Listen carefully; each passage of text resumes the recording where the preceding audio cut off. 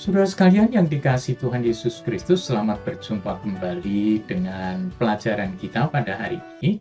Ini adalah pelajaran yang ke-9. Tema yang akan kita angkat dari pelajaran kita pada hari ini adalah hidup bagi pemberitaan Injil. Nah, ayat-ayat yang akan kita pelajari bersama diambil dari kitab Efesus pasal yang ketiga, ayat yang ke-7 sampai dengan ayat yang ke-11. Saudara sekalian, sebelum kita akan mulai dengan seluruh pembicaraan kita pada hari ini, mari kita berdoa dan mohon tuntunan Tuhan. Tuhan Yesus yang mengasihi kami, terima kasih untuk pagi ini atas berkat-Mu. Kami sekalian dapat menikmati hari yang baru, hari yang Tuhan berkati. Terima kasih untuk segala kebaikan Tuhan.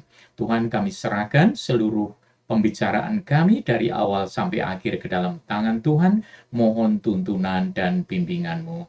Kami serahkan seluruhnya bagi kemuliaan-Mu di dalam nama Tuhan Yesus Kristus. Terima kasih Tuhan.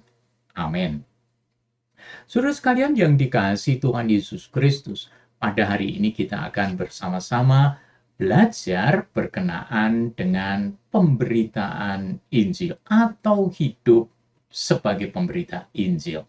Ayat hafalan yang akan kita pakai diambil dari kitab Nabi Yesaya pasal yang ke-6 ayat yang ke-8.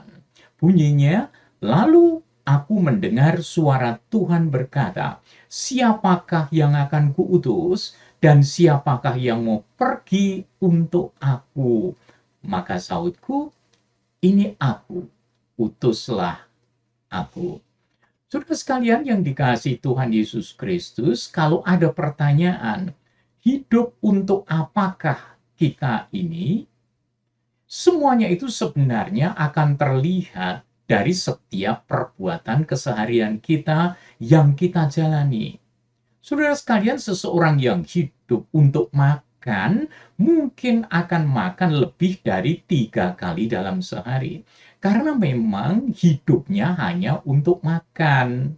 Jadi, kemanapun ia pergi, ia akan selalu mencari kesempatan untuk makan, untuk menikmati makanan yang ada.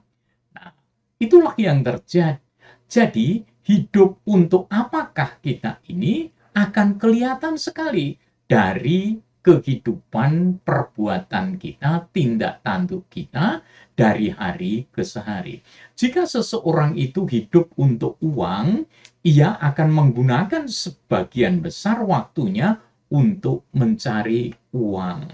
Jadi, hidup untuk apa akan terlihat jelas sekali pada setiap prioritas kegiatan pilihan-pilihan yang ada. Nah, sejak pertemuan dengan Tuhan Yesus Kristus, Rasul Paulus memberikan hidupnya bagi pemberitaan Injil. Hidup ini adalah memberitakan Injil, kata Rasul Paulus. Itu sebabnya beliau juga berkata, terkutuklah aku kalau aku tidak memberitakan Injil. Jadi, hidup bagi pemberitaan Injil ini akan terlihat di dalam 4 aspek yang akan kita pelajari bersama pada kesempatan kali ini. Kita akan membaca terlebih dahulu ayat-ayat yang menjadi dasar dari pembicaraan kita pada hari ini. Diambil dari kitab Efesus pasal 3, ayat 7 sampai dengan ayat yang ke-11. Sebagaimana biasanya saya akan membacakan ayat-ayat ini dan saya persilakan saudara sekalian untuk menyimaknya dari Alkitab masing-masing. Efesus pasal 3 mulai dari ayat yang ke-7. Dari Injil itu aku telah menjadi pelayannya menurut pemberian kasih karunia Allah yang dianugerahkan kepadaku sesuai dengan pengerjaan kuasanya. Kepadaku yang paling hina di antara segala orang kudus, telah dianugerahkan kasih karunia ini untuk memberitakan kepada orang-orang bukan Yahudi kekayaan Kristus yang tidak terduga itu. Dan untuk menyatakan apa isinya tugas penyelenggaraan rahasia yang telah berabad-abad tersembunyi di dalam Allah yang menciptakan segala sesuatu, supaya sekarang oleh jemaat diberitahukan pelbagai ragam hikmat Allah kepada pemerintah-pemerintah dan penguasa-penguasa di surga, sesuai dengan maksud abadi yang telah dilaksanakannya di dalam Kristus Yesus, Tuhan kita. Saudara sekalian, aspek yang pertama, Paulus rela menjadi pelayan Injil. Kata pelayan sebenarnya dari bahasa Yunani, dari kata diakonos, berarti seseorang yang ada untuk menjalankan perintah dari pihak lain. Nah, Injil adalah kehidupan, kematian, dan kebangkitan, serta kedatangan kembali Tuhan Yesus Kristus ke bumi ini. Saudara sekalian, kita sudah belajar ini dari kitab 1 Korintus pasal 15, ayat ketiga dan ayat yang keempat. Nah, dengan demikian saudara sekalian, dengan menyebut diri sebagai pelayan Injil, maka Rasul Paulus ada untuk mewartakan Kristus ke seluruh dunia. Pertanyaan yang tadi, untuk apakah hidup ini? Rasul Paulus menjawab, hidup ini bagiku adalah Kristus. Celakalah aku kalau aku tidak memberitakan Injil. Karena dia menyebut dirinya sebagai pelayan Injil. Maka dia ada untuk tujuan itu saja, yaitu mewartakan Kristus ke seluruh dunia. Nah, tanggung jawab ini diperoleh Rasul Paulus sebagai anugerah Allah.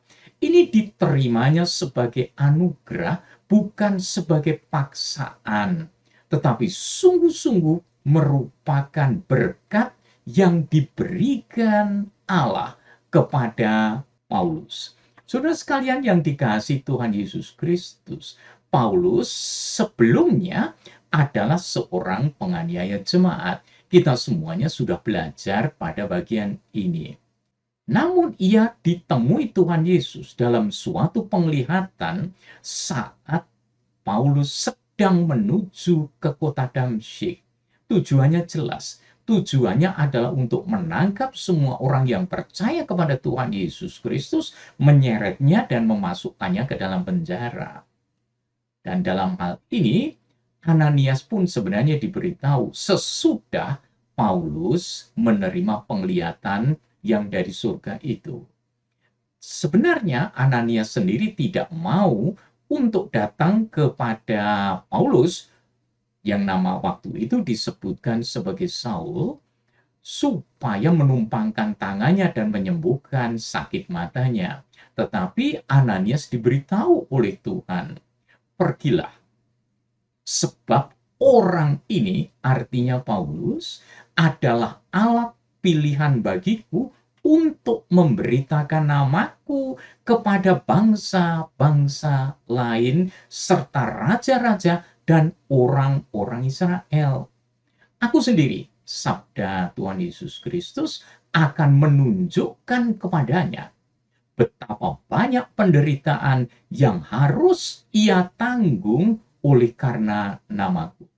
Ini disebutkan di dalam Kisah Para Rasul pasal yang 9 ayat yang ke-15 sampai dengan ayat yang ke-16. Menjadi pelayan Injil dengan banyak penderitaan tentu saja sulit, saudara sekalian. Kita sadari itu, kita pahami.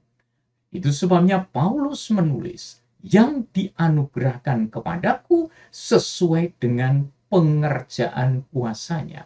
Nah, itu sebabnya ia tidak bersandar pada kemampuannya sendiri. Ia tidak bersandar pada kekuatannya sendiri. Ia tidak bersandar pada kekuatan-kekuatan pikirannya. Namun ia bersandar kepada kuasanya yang bekerja melalui dia. Di dalam memberitakan Injil, Paulus benar-benar bersandar pada kuasa Tuhan. Nah, kita tahu bahwa surat Efesus itu ditulis Paulus dari penjara di Roma.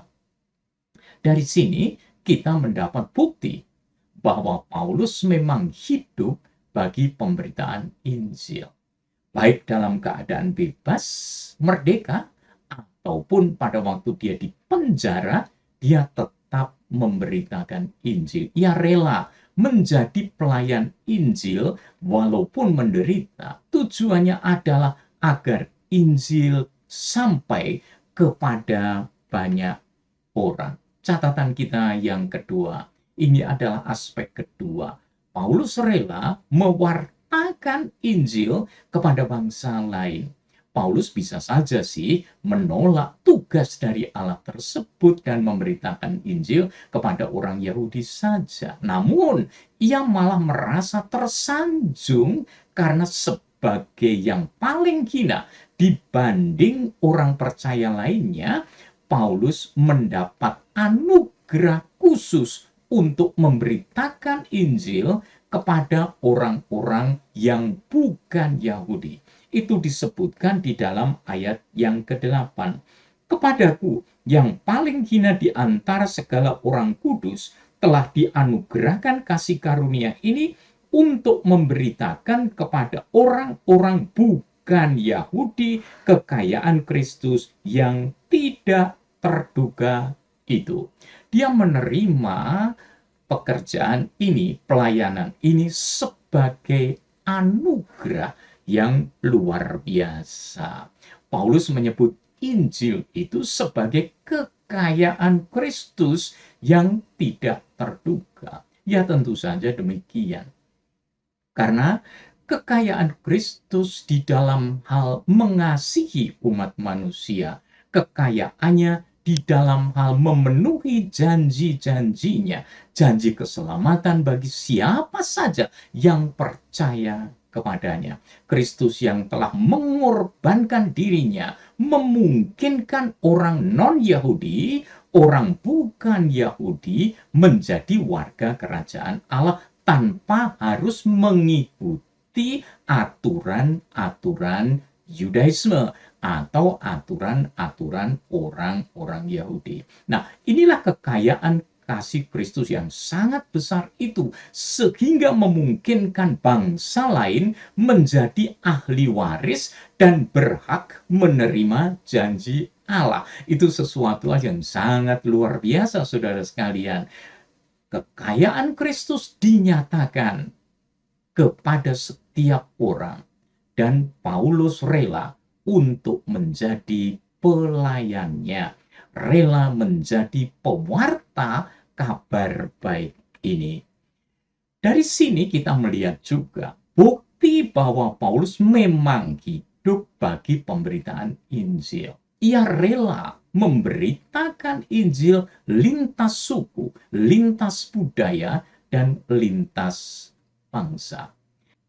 Saudara sekalian yang dikasihi Tuhan Yesus Kristus, catatan kita yang ketiga, aspek yang ketiga tentang kerelaan Paulus.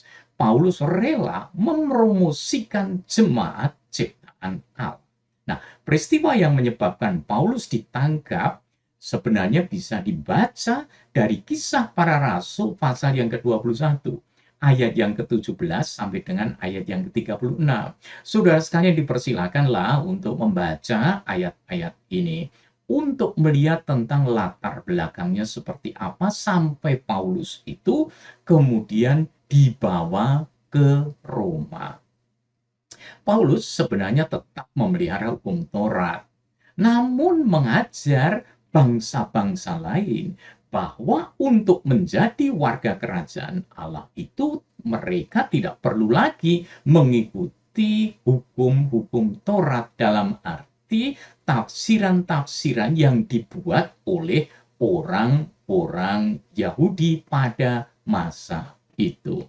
Saudara sekalian yang dikasihi Tuhan Yesus Kristus, setelah pengorbanan Kristus, maka orang Yahudi dan orang bukan Yahudi yang percaya kepada Kristus disatukan menjadi ciptaan baru yang dilakukan oleh Tuhan Allah.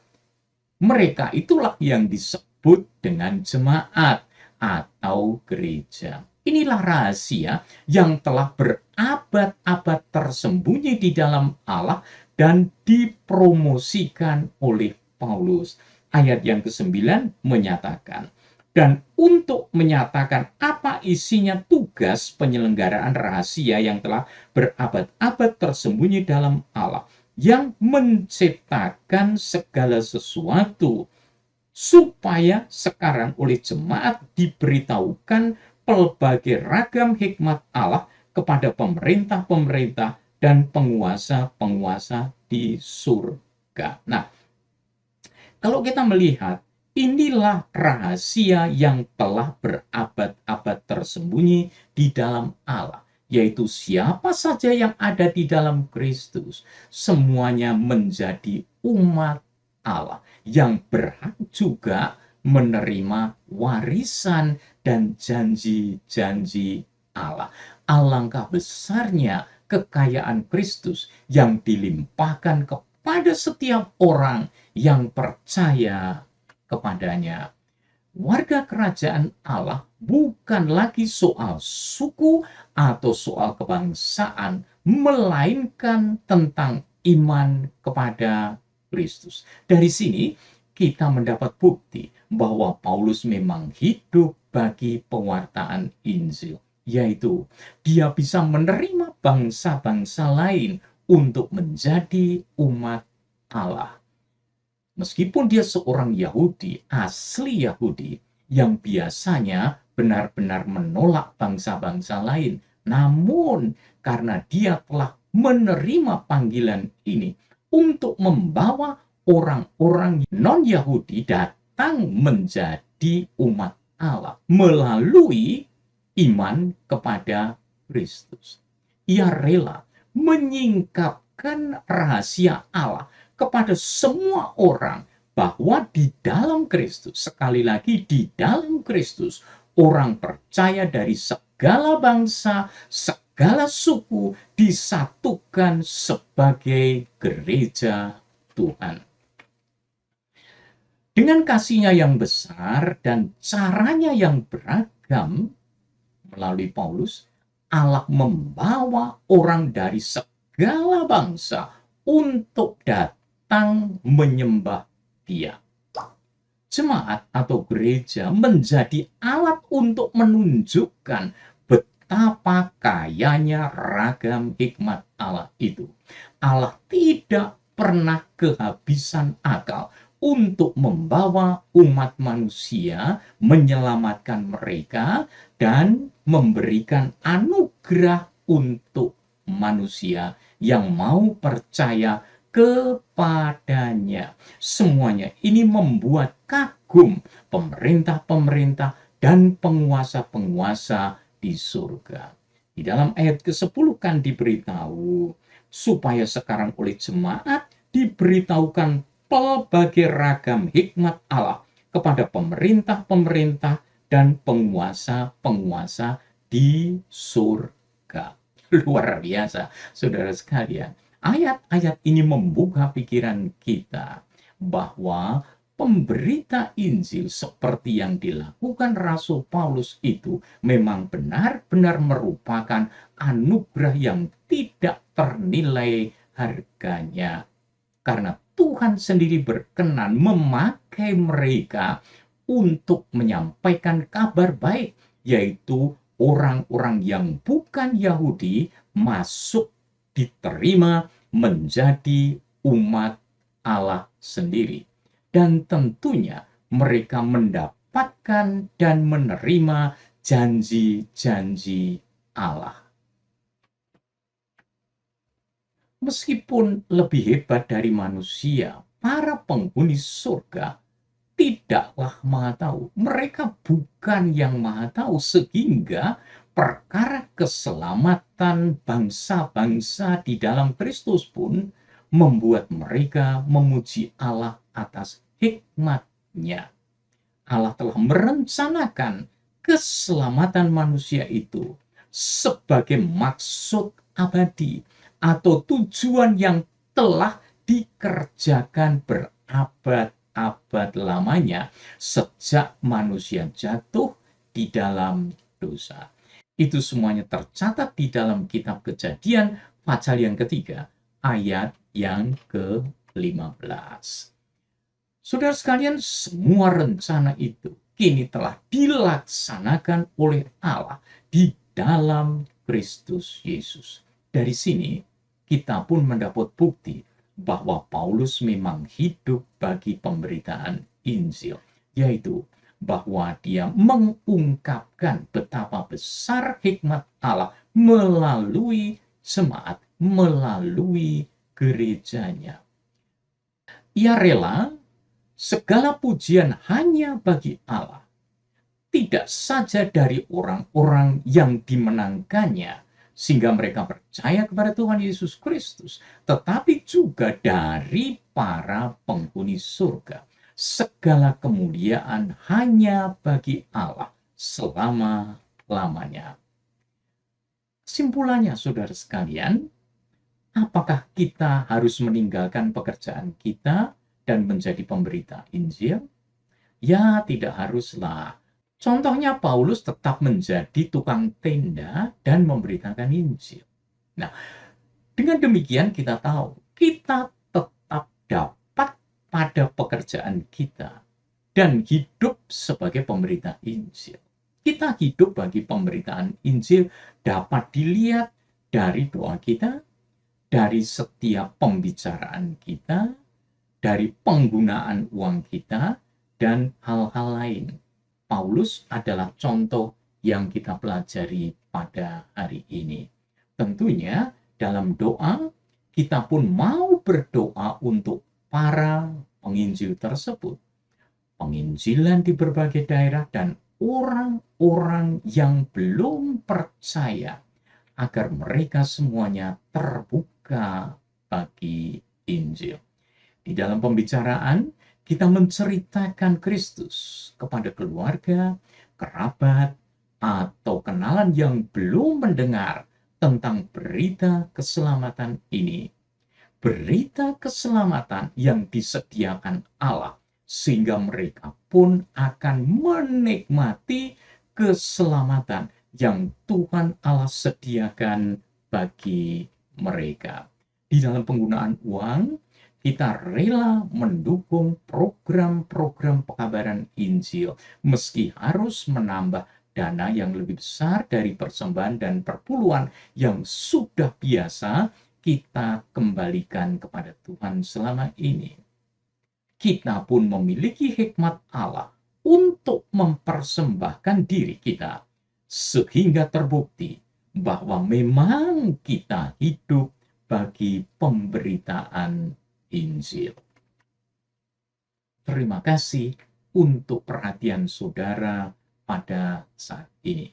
Tuhan memberkati kita sekalian, dan kiranya pelajaran kita pada hari ini mendorong kita untuk siap sedia selalu menyampaikan berita baik ini kepada setiap orang yang memang mau mendengarkannya. Tuhan Yesus memberkati kita sekalian. Mari kita berdoa. Tuhan Yesus yang mengasihi kami, terima kasih untuk panggilan yang telah Tuhan nyatakan untuk kami. Anugerahi kami dengan keteguhan hati ya Tuhan, untuk siap sedia memberitakan Injil-Mu, baik atau tidak baik waktunya. Mampukan kami. Kami tahu bahwa kekuatan kami sangat terbatas. Itu sebabnya kami bersandar penuh kepada kebijaksanaan Tuhan. Kami bersandar pada tuntunan Roh. Di dalam nama Tuhan Yesus Kristus, kami sampaikan doa kami. Amin. Terima kasih sekali lagi saudara sekalian yang dikasihi Tuhan. Sampai berjumpa kembali pada rekaman-rekaman berikutnya. Tuhan memberkati kita sekalian.